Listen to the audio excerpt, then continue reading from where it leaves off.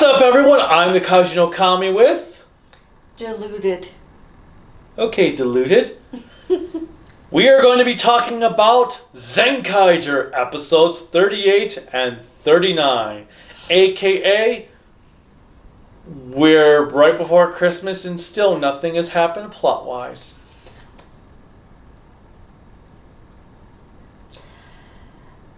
These episodes were definitely right with Japanese culture.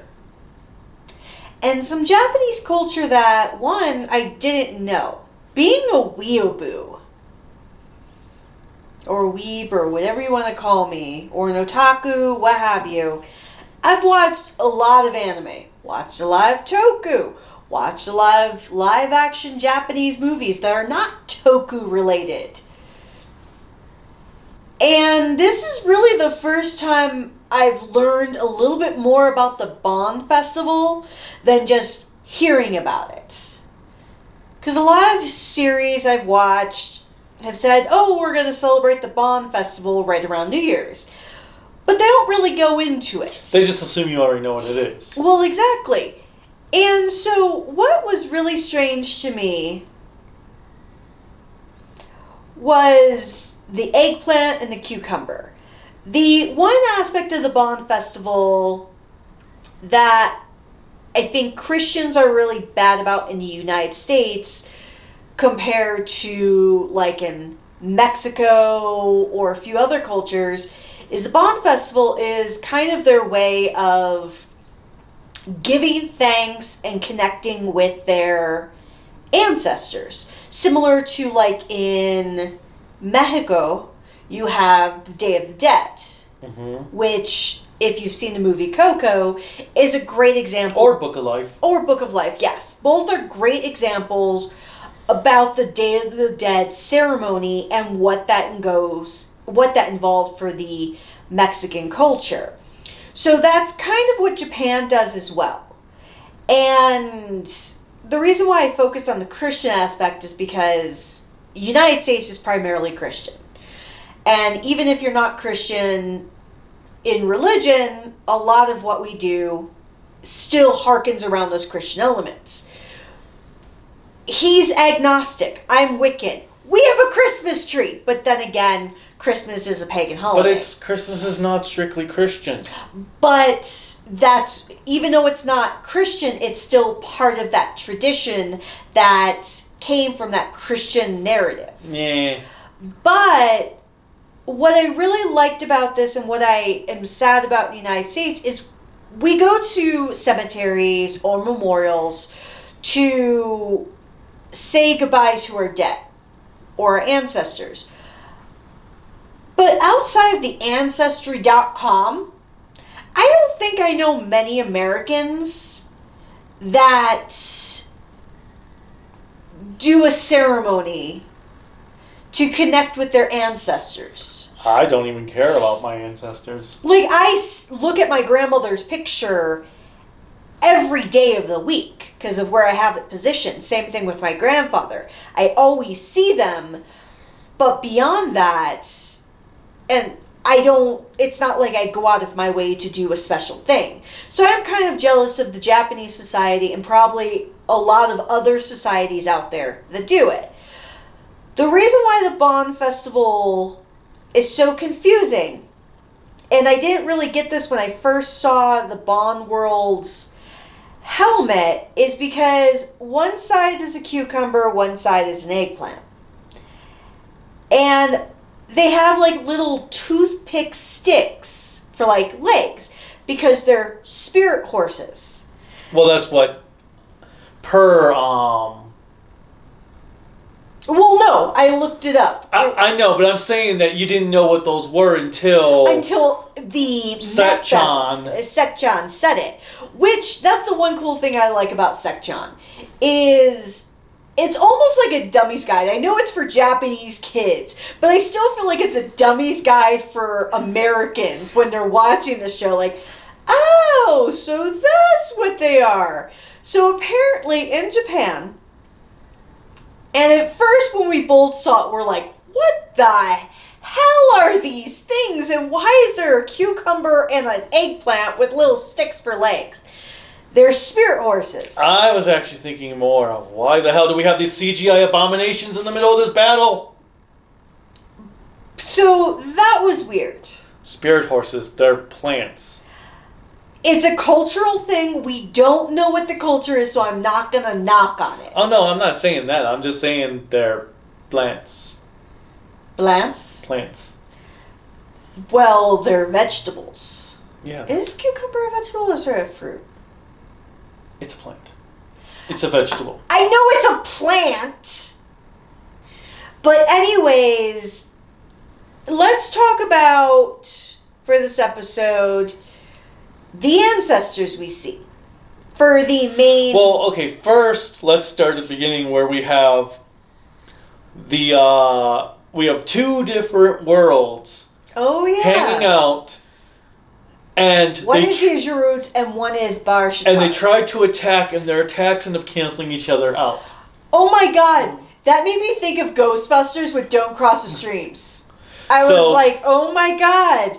This is why they told Winston, don't cross the streams. No. No, they told Winston when they were training him. But they talked about earlier. That was off screen. I know, but Winston knew about it. No, they talked about in the beginning of the movie. When they're in the elevator going to fight Slimer. Okay, but anyway. Yeah, so then New Year's World is like, okay, bye, I'm out of here for now.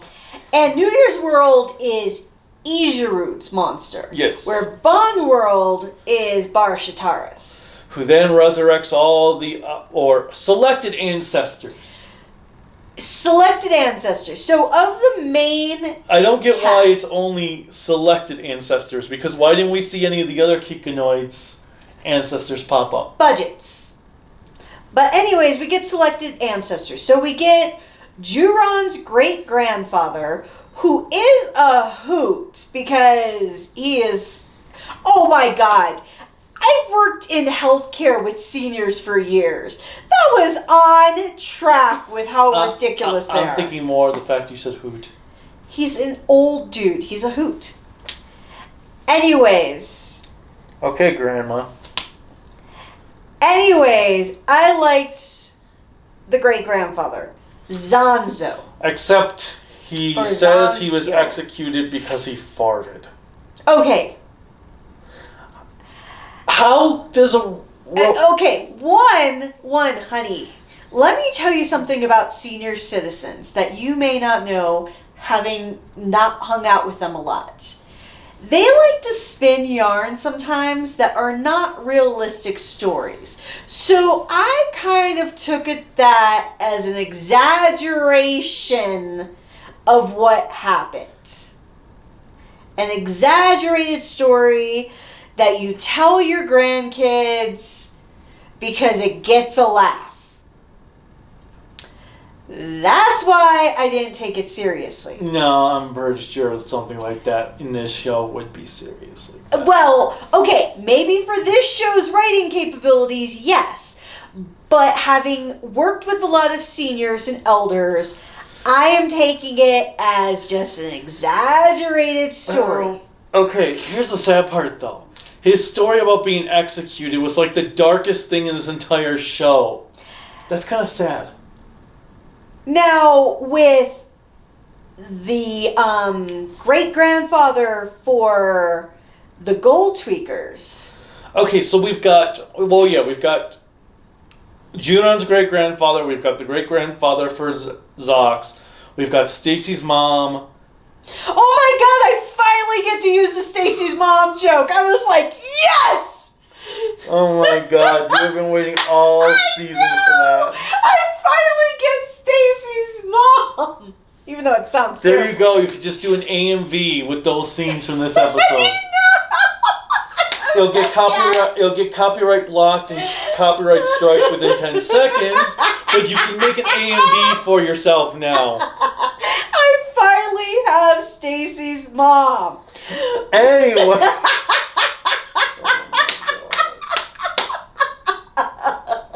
So anyway, and then we get some other lady's grandma and a Kikanoid's Grandpa because for some reason they're the only ones to be resurrected. Okay.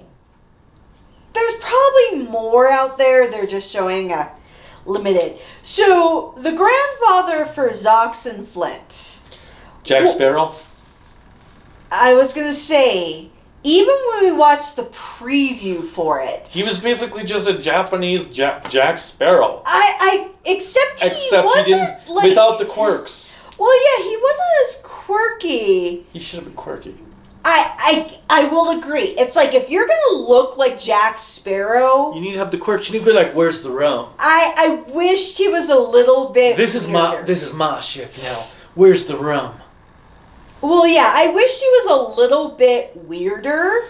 The problem is he played it straight. Well, that's my problem. He really played it straight. It's like, you could have had fun with this. Like, I understand they're trying to go for that true pirate, or what they assume is a true pirate.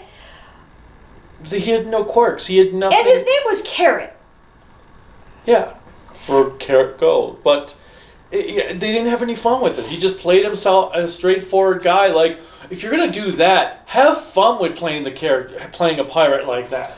Well, yeah, I kind of wished, like, because Juron's great-grandfather was that older, crotchety... I did like, well, when we learned that when he's like, oh, so this food is good. I'd never had food before. So I was like, okay, so they never had to eat food. They just do it because they like it. Yeah. So how do they taste it, though? Once again, you're asking too many questions. But anyway, yeah, back to Zox's grandfather. He was boring. There was no... It was just like, okay, why are we playing all this serious? Like, I guess I get why playing Stacey's mom serious. That made sense. Playing some of the other... The grandma and the Kikinoid chef's grandpa. Fine, playing those serious. So why not have fun with Zox's great-grandfather? Well, that's kind of what really bugged me. It's like you had the crotchety old man, you had Zox's grandfather that I really didn't care about. Because we've talked so many times about the acting of, like, the people on screen. Like, the Kikinoid suit actors, they're great. Sure, if the actor who played the grandfather at least was drunk while he was playing them thing, at least it would have worked.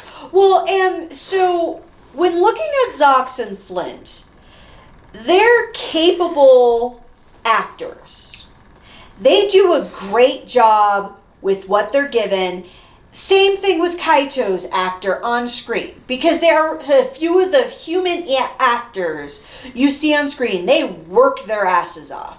So when you have, against Zox's actor, most specifically, because those are the two interacting the most, so strong of an actor, even at such a young age, and then you bring in this older actor who has probably been around the block a few times.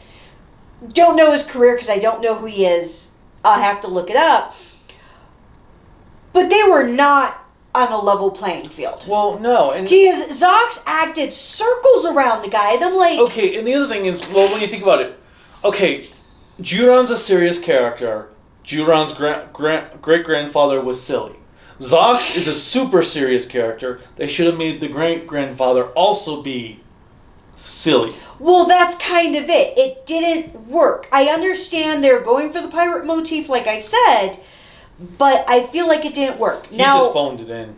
Now, when we get to Stacey's mom... Yes! So... One. You just have like a clip of that song play every time you say Stacey's mom. It's like when we watch Yu-Gi-Oh! Bridge and you have that one music playing every time Ryuji talks. Oh my god, yeah, Sexy Back. I actually know the song because I have the song on my phone because that's the only song by Justin Timberlake I like. But anyways, so when Stacey sees her, Stacey sees her. He sees his mother, and this I have to give credit to the actor, because the look of shock on his face is like palpable, like legitimately shocked. And I was like, that's a good actor right there. Well, especially his whole interaction with Barashitara. Well, and then he pulls her away, like, all right, we're going. He goes up to Barashitara, and so he's like, what's going on? Why is this happening? Barashitara, this is the only time I actually enjoyed what he did, because he did this whole sleazeball thing. Because first, he's arguing with him, basically telling Stacey he's useless.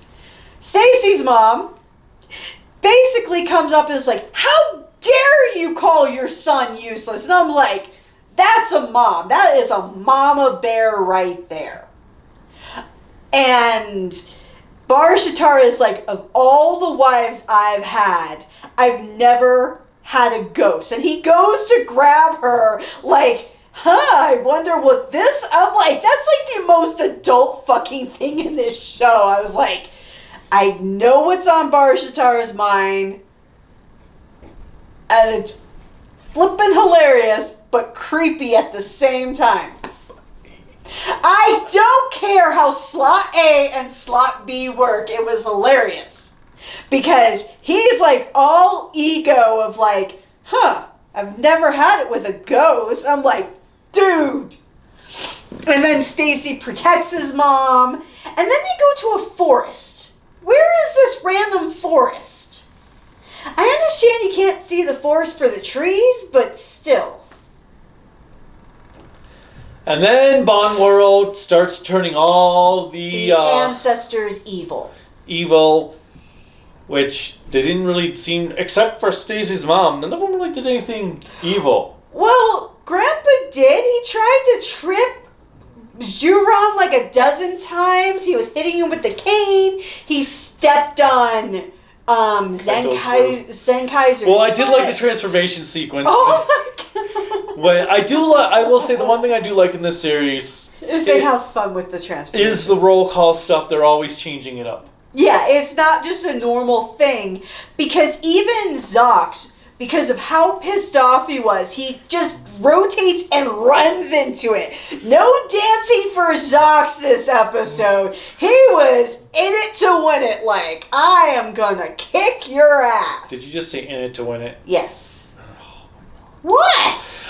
Anyway, so then we have, so then they do their little thing, and Juron keeps having to push his grandfather away to do his I roll like call. with the final transformation, he pushes his grandfather down to finish up the transformation. And then they fight. As they're fighting Bond World, Kaito has that like, wait, Stacey, his mom.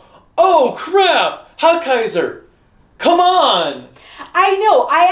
So the one thing I truly like about Kaito's character that has never changed in this show is that he is truthfully a legitimately good person. You can try to kill him like 100 times. He is never going to leave you to rot. He will still find a way to save your life. And I did like the scene when Stacey's running and his mom keeps like teleporting. Oh, and then when he gets pulled back on her and he's on the ground and she comes right over him with that knife, I was like, this is a perfect horror movie scene. That was like the coolest scene in the entire series. Actually, it really was. It was the most horrific type scene because you actually felt a sense of danger. Yeah, it's the first time the show has shown any urgency towards someone possibly being killed. And I like how Kaito works with Hakaiser to save Stacey from Stacey's mom. Really? You just had to say it that way. I had to say. Anyway, and then as she's disintegrating after they've defeated Bond World. And I like how they turned into dust. It made me think of I don't want to go, Mr. I don't want to go, my son. Infinity War. Yeah, I that's all I thought of as I was like, really? Dust? I don't feel so I was like, good. ashes to ashes, dust to dust. But, and even his acting for Stacey during that scene was really good. I would say the top actor of the episode really was Stacey. Like, all of the other on-screen actors, because the voice actors for this series are pretty damn solid. And the suit actors for the Kikanoids are still pretty damn solid. So what we have to look at for the on-screen, like, human actors is how they encompass all of it together, because you truly see the emotion and everything. But Stacey was 100% the standout actor, and the woman who played his mother, I will not do it again, was actually the best of the ancestors as well. Mm-hmm. It makes me wonder how old Stacey is if his mom is an ancestor. But Stacey's mom does have it going on, apparently, to Bar Shatara. And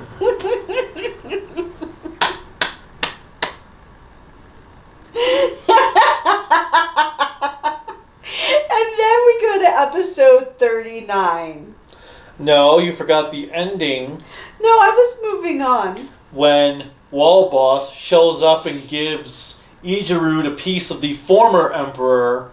Says, here, use this with Hakkaiser. No, I think he said from his former body, not former emperor. I thought they said the former overlord. No, they did say the former overlord, but I thought they meant like the former body for the overlord, not that it could be an old overlord. I just thought it was... Whatever. I thought they meant the former overlord. Maybe the former overlord was floored. But I did like Ijarud's reaction to it, because he literally drops his weapon or spear or whatever you want it to be. Like, wait, no shit, you're giving me this? It did seem a little weird though when he's trying to hand it over. The editing of that was just a little weird. Yeah, just that. Oh no, there's plenty of issues. And then, so then we go into the next episode where they're celebrating Kaito's birthday, and New Year's world shows back up and starts resetting so that every hour they experience New Year's that sends all their grief away. But the one thing we learned through this episode that is also got to be like a very Japanese thing is that you really look at the New Year as a fresh start, which is so different from here. It's like the New Year is just, it's a great holiday, but life still goes on. Oh no, I think last year at December 31st, everyone was hoping that the 2021 was going to be like a brand new start to everything after COVID. And then January 6th happened. And then it was just a continuation. Haha, 2020, hold my beer. 2021 was a great year. No, it wasn't. Well, it was for me. How many raises did I get this year? Not enough. Apparently. But still, I had a great year professional-wise for my outside job. But, my aunt died. Your father went to the hospital for nearly 3 months. Our friend's aunt died. Michael died. Our friend Michael died. And I'm being very simplistic. There is a whole shit ton of death in 2021. Among other things. Among other things. And it's like, okay. I honestly can say that while I'm not counting down the days, I am looking forward to the year being over. And next year's just going to be a continuation of this bullshit. But the interesting thing about Japan, or at least how this episode presented itself, is that one, You don't get money for New Year's. I never got money for New Year's. Who gets money for New Year's? Japan! They're talking about these New Year's envelopes where you give people cash. I thought those were meant for like the They're probably for kids. Well, no, I thought those were like, because you know when we go to like Ming's for their New Year celebration where you put the money in an envelope, put it into the lion's. Well, it seemed like, because even Zox was saying I need to get some cash for my brothers. So I think you give like, and I could be wrong, but the way I understood it from the episode is that, yes, you put money in envelopes for like donations, for like a positive year, but you also give it to kids as a present. I never got money. I never even got money for Christmas. I'm a little jealous. But can I say that their tree looked like a Charlie Brown Christmas tree? It needed some more pizzazz. They had a Christmas tree? In the episode! Or what they decorating it for the Bond episode? Yeah, they're decorating it for the Bond episode. Never mind. Oh, at the beginning when they were setting up before they said that Kaito's birthday was coming up. Yes. But Kaito's birthday celebration was sweet. The fact that he's 21 makes me very ill. Because that just reminds me of how much older my 27 years are. Alright, fine. I'll go up to 30. Does that make you feel better? I'm 30 years old officially. Officially, everyone, I'm 30. I'm not 27 anymore. Yeah, okay. Anyway. So then we have... They figured out a way to defeat New Year's by just dancing? By being happy. So basically, what I noticed from this episode is that New Year's World, it kept on resetting on the hour every hour if they were like frustrated and angry. So it would reset. So if they came off happy and partying, then they could kind of like get around it. And that's why they're being all silly with how they dress, what they're doing. So they do two primary teams in this episode for their attacks. They use Q-Ranger or Geoger. Not Geoger. Q-Oger. Or Q-Ranger. Oh. Kyoruger? Kyoruger. There's too many fucking K names for Sentai. Kyoger. Kira Major, Q-Ranger, Q-Ranger, See? Kyoruger. What? There's a lot of K names. Kaku Ranger. Alright. But anyways. Kaku Ranger. So, for Kyoger... Was this the episode that they did the Chambara team? Yes. Or was that the last episode? No, it was this episode. So they did the Chambara team, then they did the Kyoruger powers. They did Kyoruger before the Chambara team. Kyoruger powers, then because they did a slight riff on the Samba dance and then Carnival. Then they did Zenkaiger. Which was just them switching weapons. And Kaito was like, well, I feel left out. So that's when he did the Chambara team. Yes. Which was Ninja. Well, we know which ones. They're the four. The three ninjas and Shinkenger. I did like when Kaito used Shinken Red's sword. That was cool. And then, so they defeat New Year's World, grows big, and... we have a mech battle. They defeat New Year's World. And then Hakaiser shows up in his brand new mech and the episode ends. Showing like next week is going to be the big battle between Hakaiser and the Zenkaigers. And I'm like, cool. Every time they've advertised that, it's been nothing but disappointment. Hakaiser's mech is going to be a battle for like 45 seconds, they're gonna go, they're gonna do whatever, and I really, okay, every Sentai series has a 2 to 3 parter in December that ends the Sunday before Christmas. This 2 to 3 parter is usually supposed to be the first, like, wave, so to speak, of the end. the major, like a major climax point for some major plot line. It's supposed, they have always made it where even in the sillier series, this moment is supposed to be a serious time. You're even like Car Ranger. We had the 3-parter when Dapu gets kidnapped and they had to go to the Bozak base and take care of him and destroyed the Bozak's main trio of mechs that were causing them problems. In Goanger, I think it was Goanger, they took out one of their main generals. Go Busters, they took out a new form for Escape or enter? No, the virus boss that looked like Zordon. I can't think of his name now. I think I know who you're talking about. But they took out his big body. In Go-Go 5, they took out Salamandus.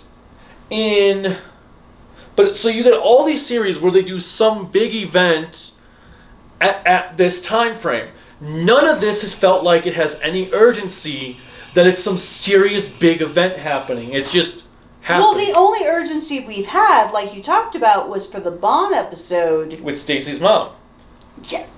He did it. But that's it. There has been nothing here. Like I don't even feel like it's Christmas time for Sentai because there's nothing major plot-wise going on that there should be at this point. No, I will say that is the one thing. Now, they did do kind of an obligatory-esque element to Christmas, but what I was very disappointed on, and maybe this will come this week, well, it can't be next week, because I doubt they would air an episode on Christmas Day. It aired the day after Christmas. Christmas is Saturday, remember? Oh, these air on Sunday, right? Yes. Okay, then never mind. No, we'll have a new episode the day after Christmas. It might be a clip show, but we'll have a new episode. And then there'll be a week off, the Sunday after New Year's. And then they'll be back the Sunday after with a new episode. So, that's the other thing I really do enjoy about Sentai. Is even if you don't get a Halloween episode, because there really isn't much of a Which we drive did for have Halloween. this year, though. We did, but I don't feel like right now that we're actually going to be getting a Christmas episode. Unless, well, we'll see. This is where I'm kind of expecting that next week it's not going to be a Hakkaiser Showdown episode. It's going to be Hakkaiser for a few minutes. Christmas World's going to attack, and then he'll go back to Hakkaiser at the end with Hakkaiser being rendered free in the episode, and Kaito and his dad celebrating Christmas. So, I don't want to put much speculation out there because, unlike the previous next episode previews, we usually get a feel for what it is. This time we really don't. Obviously, I am in your camp that it's going to be a bait and switch type thing. Which has happened every other time. But there's always that hope. I know I'm foolish. But admittedly, I can't say these 2 episodes were a waste. Because if nothing else, I actually learned stuff. And for me, if I'm not going to be completely entertained, learning things is another outlet that I enjoy. Because for the Oh, there were things I loved in these episodes. They're definitely not a waste, especially because of the scene with Stacey and his mom. Well, even in the for forest. this new episode for the New Year's, seeing the obviously I knew Year of the Tiger, so that didn't surprise me. But with the lion dance, I didn't know that was a thing because at first, the way it looked, I thought it was one of those dragons. Oh, no. Well, I didn't know. The way it looked, I was like, oh, it looks kind of like a Chinese dragon. So, once again, I learned something. So, I did like certain elements of the episode. I got to have Stacey's mom, so that was a win. And we got to finally see the face behind the flashbacks. And it was enjoyable. there were certain things that were like true to life, especially with the crotchety old man. But when we were talking, I think it was last night, after we watched Home Alone, we were talking about doing this today. And I was like, so remind me, where are we episode-wise in the series? Because I know Dawn Brothers is coming up soon. And usually Sentai either ends between February or March, depending on episode length and what they got to get ready for the new series. Admittedly, they haven't released all that much on Dawn Brothers outside of a name and some speculative pictures. I don't know if any toy magazine entries have come we'll out. probably be learning about it in the next week or so, because this is usually around the time when we'll learn about the next series. But even with that, I kind of feel like what you said when we were talking, that we probably have 2 to 3 months left. We've probably got about... This series is probably going to end up being about 49 episodes.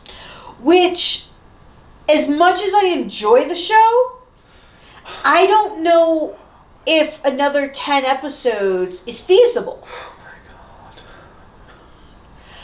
god. And this is coming from a person who, even though there's duds, I still enjoy the show for what it is. And I will still claim it's like watching Seinfeld, but Toku-wise. So I'm good with that. But I don't know for 10 more episodes what more they can really do. Because there's, even with Seinfeld, they still quite a path. Here's another thing. You wanted to do something urgent. This should have been a multi-parter freeing SD world to get the brothers returned. Because then the brothers could have been restored for the Christmas stuff. That would have been a way to play it off. Is that finally they get their SD world, they get the brothers restored. Next step is finding Kaito's mom and freeing his dad. Well, and we're going to see how that works. Because they did reference both parents today in the episode. It was in the beginning, but they did reference Miss Isao and Miss Mitsuko. But the other thing I'm still trying to figure out is, how did Toji Tendo conquer all the Sentai worlds? They are not competent enough to have defeated the other Sentai worlds. So what I have assumed has happened, this is my fan theory, you can take it or leave it, is that they stumbled upon a big red button that said, take over the world. They hit the button not knowing what it would do. Or, my other fan theory, in truth, my serious fan theory, is that Bokuwasu, basically the only reason that Toji Tenden took over is because the former boss, if we go with your idea that there was a former boss, that former boss was super hella competent, took over the entire world because he knew what he was doing. Well, the multiverse. The multiverse. Bokuwasu was probably like a first mate or something like that if we go on pirate terms, and comes in and does a coup, but does it in that shadiest manner possible. And then Gege is the reprogrammed original Overlord? I either think that Gege is the backup of the Overlord, or he was the brains upon everything. And Bokuwasu did not know that. Correct. So I kind of feel like Gege, or Iago, because I still love Iago, is the actual leader. But kind of like what you had in Shikinger with the Kagemusha. Obviously, instead of being like a fake king, because I think the original boss, if this is correct, was the actual king. Bokuwasu did a coup not knowing who truly was in charge. And Gege, possibly being a schemer, thought, let's see how this plays out. I did like how he goes up to Stacey and is like, well, Ijirood is currently in the hangar. You're more than welcome to go check it out if you want. Don't know how this is going to affect your time here in the Tojo Tendo Empire. And then Barashahara's like, what is that bird up to? See, this is why I think and that kind of was really what cinched it for me, that Iago is the actual true boss, but he's kind of hanging behind the scenes scheming. Because if he is as smart as I think he is, he knows how to play the game. The Game of Thrones? Exactly. He knows how to play the game and knows how to take advantage of the situation. Because I even kind of felt like that. Oh my god! This is Game of Thrones. That means the old man that comes into the store every now and then for food is gonna be the one who takes out Wall Boss. Yes. He's going to trip over, hit Wall Boss. Wall Boss is going to fall like a domino and blow up. Sure. Let's go with that. In reality, I think my fan theory, actual real fan theory is correct. I don't know. It would have been nice if we had like development on this 20 episodes ago. 25 episodes ago? God. With that said, we did get a lot of dancing from Zox today. He wanted to sing, but apparently every time he was going to be able to sing, New Year's World comes in and stops it. And I'm like, dude, I wanted to hear if he actually could carry a full tune, because he can carry a tune for a short song, but I want to hear a full song. No. I'm glad for New Year's World for that part. Well, I actually am kind of surprised and a little disappointed, because with Kira Major, we actually had the end of a batch of episodes, and maybe it's because we don't have a closing song, but we actually got to hear special songs by all of the Rangers and supporting cast. And we didn't actually get to hear that here. Now, admittedly, listening to their type of singing during the New Year's episode, many of them cannot carry a tune as voice actors, but it would have been interesting. Alright, well, I think that's all we've got for these episodes. At least we didn't have a CGI mech battle in either one. That was good. And we did get a lot of, I say classic, but older transformations that we haven't gotten in a while. Well, Zox had, Kaiser used his multiple forms with his brothers.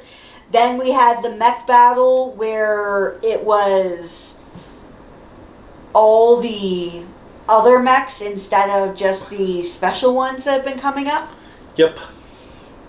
So I've enjoyed that. And one other thing we did learn, that apparently Vroom can split in half regularly. Yeah, I'm a little concerned about that one. Because they cut it, once again, they cut him in half. And his leg just kept on moving. I was a little concerned about the fact that he could easily be cut in half. Because one, he'd be great for a magician, but two, I'm a little concerned. But with that said, I don't have much else to share. Click like, subscribe, bell notification. You can find it on Kaiju no Kami at Twitter, Instagram, Discord, Facebook, Patreon. CreativityByDesignLLC.com is the website. LLC.com/shop for Kaiju. Creativity by Design LLC.com/shop to find our store. We have a lot of great Christmas, New Year's, and I'm going to try ideas. to find out how you can actually just have it at the in like the video description below the video to show the store. But nevertheless, What did you guys think of these episodes? and we really appreciate you checking out our weekly marriage counseling episodes. Because without you doing this, I don't think we could be able to stay together. Really? This will be the last time we cover Zenkaiger. But